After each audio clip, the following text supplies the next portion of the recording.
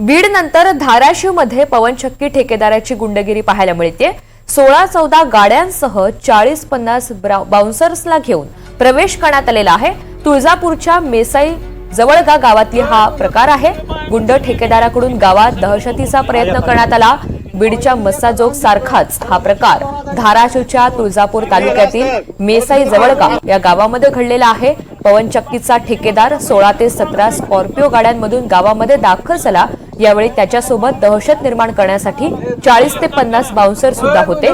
शेतकऱ्यांची परवानगी न घेताच पवनचक्की उभारली जात असून त्यासाठी हे बाउन्सर गावकऱ्यांना धमकावतात। या प्रकरणी तुळजापूरचे भाजप पदाधिकारी विशाल रोजकारी यांनी मध्यस्थी करत हे प्रकरण मिटवलंय, तर धाराशिव पोलीस ठाण्यामध्ये या सगळ्या संदर्भात तक्रार दाखल झाली आहे। तरीही अद्याप कुणावरही गुन्हा दाखल झालेला नाही।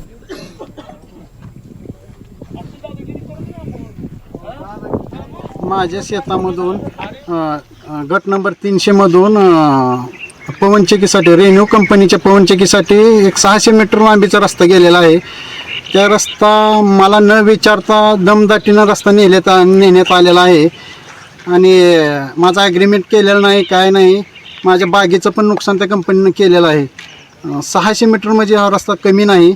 या रस्त्याचं मी नुकसान भरपाई मागितल्यानंतर त्यांनी माझ्यावर दमदाटी करण्यासाठी एक 70 गुंड, अमोल लाखे या नावाच्या गुंडानं 70 गुंड, त्याच्यासोबत कंपनीचे संभाजी दंडगोले आणि रणवीर सिंग हे कंपनीचे प्रतिनिधी यांनी सगळ्यांनी मिळून दमदाटी करण्याचा, मारण्याचा प्रयत्न केला।